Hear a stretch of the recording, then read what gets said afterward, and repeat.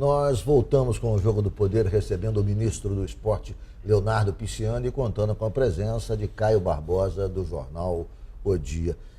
Ministro, vamos aqui falar um pouco de política nesse último bloco e começando pelo seu papel. O senhor votou contra o impeachment, disse que, enfim, pela Constituição brasileira, o senhor não poderia votar favoravelmente ao impeachment. No entanto, o senhor hoje é ministro do governo que sucedeu o governo anterior, do qual o senhor é líder na Câmara dos Deputados.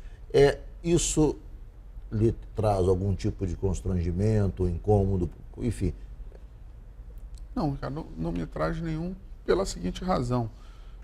O impeachment, ele não é um processo de eleição indireta, onde você ou elege a presidente ou elege o vice-presidente. Não se trata disso. O impeachment e o papel da Câmara dos Deputados no impeachment é autorizar que o processo prossiga. Eu, no meu entendimento jurídico, no mérito, não na questão legal, porque o processo transcorreu dentro do que a lei determina que transcorresse, mas a minha interpretação era contrária ao prosseguimento. Portanto, eu votei contrário ao prosseguimento. Fui voto vencido na Câmara dos Deputados e depois o Senado Federal referendou a posição da maioria da Câmara dos Deputados e deu prosseguimento. O meu voto jamais foi um voto de rejeição ao presidente Temer. Foi um voto específico sobre e calcado numa análise pessoal e jurídica daquilo que eu entendia a respeito do prosseguimento do impeachment. Passado isso, tendo avançado na Câmara e avançado no Senado, e a regra básica do parlamento é justamente o respeito às decisões colegiadas e às decisões majoritárias, a situação de fato que temos é que a presidente foi afastada, o vice-presidente, dentro das suas atribuições constitucional, assumiu o governo, o vice-presidente, que hoje governa o país, por consequência das suas atribuições constitucionais, é o presidente do meu partido, alguém que eu convivi por muito tempo, inclusive sendo deputado junto e sendo presidido por ele na Câmara dos Deputados.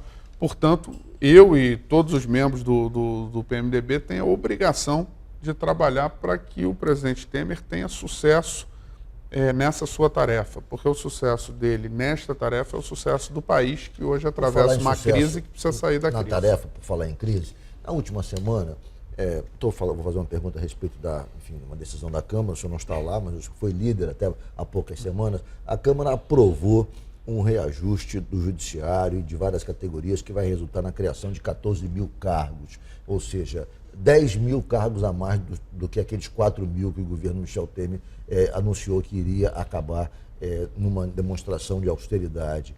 Ou seja, não é contraditório, ministro, a gente ter aprovação de um reajuste para vários servidores públicos que vai resultar num gasto adicional de 58 bilhões de reais, de acordo com cálculos já realizados por técnicos, e ao lado disso criar também nesse pacote mais 14 mil cargos, ou seja, no momento que se faz um discurso de austeridade, não há uma contradição entre uma coisa e outra? Olha, primeiro, importante a gente ter o conhecimento que essas negociações com essas categorias do serviço público, elas já vinham sendo feitas, já estavam feitas ainda no governo da presidente Dilma Rousseff. Eram acordos com categoria de reposição inflacionária e salarial de categorias que estavam há 7, 8, 9 anos sem receber reajuste. De fato, é um momento difícil do país, não foi uma decisão fácil, mas o governo referendou a manutenção do acordo que estava sendo feito. É um aumento escalonado, ele não é dado de uma única vez. Mas não sinaliza para a opinião pública e para a sociedade, quer dizer, uma contradição, quer dizer, embora seja um aumento escalonado, ele emite um sinal, quer dizer, o governo pede austeridade. De fato, é uma matéria controversa. Só para a gente avançar. E justamente o governo no judiciário, né? Como o governo, por exemplo, agora pode criar um imposto, um tributo novo, fica como? Quer dizer, pedir a colaboração da sociedade. Suponhamos que amanhã se decida criar um imposto novo. Fica uma situação um pouco difícil. Não há como se falar imposto novo, antes de se falar, pelo menos na organização da máquina e no enxugamento da máquina. O presidente Temer deu essa demonstração, cortou 9 ministérios, reduziu de 32 para 23 ministérios, anunciou o corte de 4.000 cargos comissionados.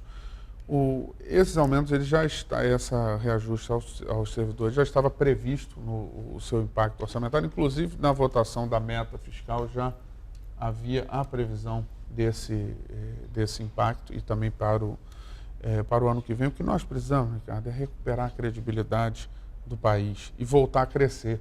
Porque voltando a crescer, você aumenta as receitas.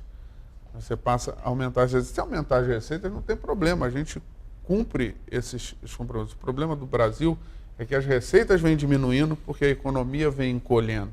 Então, o nosso problema não é se o servidor que estava há 9 anos, há 8 anos, necessariamente sem ter sequer a sua reposição inflacionária do seu vencimento, vai ter essa reposição em várias parcelas.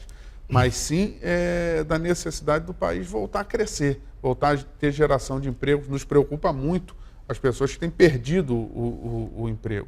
Isso sim é preciso se recobrar a credibilidade. Eu queria colocar uma questão aqui em relação à política municipal, às eleições municipais. O senhor, há 1 ano e meio, se colocou como pré-candidato a prefeito, depois o senhor manifestou o apoio ao Pedro Paulo, só que a candidatura do Pedro Paulo ainda não decolou, ele tem enfrentado alguns problemas de ordem pessoal. O senhor, agora como ministro do esporte, o senhor vai ter uma Olimpíada pela frente. O que o senhor pensa a respeito do papel do PMDB na eleição municipal? O senhor pode voltar a ser candidato? O que o senhor pensa? O senhor mantém o apoio ao Pedro Paulo? Primeiro, eu não posso ser candidato porque, como eu estou no Ministério, eu não tenho condições mais, pela legislação, de disputar a eleição. Eu mantenho integralmente o apoio ao Pedro Paulo e tenho certeza que ele irá decolar no momento certo, que é quando começar as eleições, quando nós tivermos a eleição, a campanha, e as pessoas puderem prestar atenção, né, para poder decidir o seu voto, e aí poderão verificar que o Pedro Paulo, que foi quem esteve ao lado do prefeito Eduardo Paes nesses mais de 7 anos, e que ajudaram a construir uma administração exitosa, que é a administração do prefeito Eduardo Paes, é o que tem o maior preparo, que conhece melhor as questões da administração da cidade, portanto, aquele que poderá melhor governar a cidade no pós-Olimpíada e ao fim do governo do prefeito Eduardo Paes. 30 segundos. Como é que o senhor está vendo esses primeiros 15 dias do governo Michel Temer? Com a queda de 2 ministros e muita turbulência no campo político. No campo econômico, há um consenso de que, digamos, uma aprovação até dos formadores de opinião em relação à escolha de nomes. Há muita contestação no campo político. É como se no campo político houvesse muitos tropeços e acertos no campo econômico. Que tipo de avaliação o senhor faz? Eu acho que no campo político teve muitos acertos. Primeiro, o governo anterior tinha perdido a base de apoio. O presidente Temer recuperou a base de apoio, aprovando com larga maioria as medidas que enviou até agora ao Congresso Nacional. E a queda circunstancial de 2 ministros não há problema. Começou até acho que foi o Pedro Malan que disse isso, eu vi outro dia, lembrando um fato que eu até pela minha idade, não recordava com facilidade, que o governo Itamar começou ainda mais tumultuado. O Fernando Henrique foi o 4º ministro da Fazenda e fez o Plano Real. Ministro, muito obrigado pela entrevista. Foi um prazer recebê-lo aqui mais uma vez no Jogo do Poder. Muito obrigado, Caio. Obrigado, Ricardo, mais uma vez. E obrigado a vocês que nos acompanharam de casa. O Jogo do Poder volta no próximo domingo às 11h15. Muito obrigado pela sua audiência e até lá.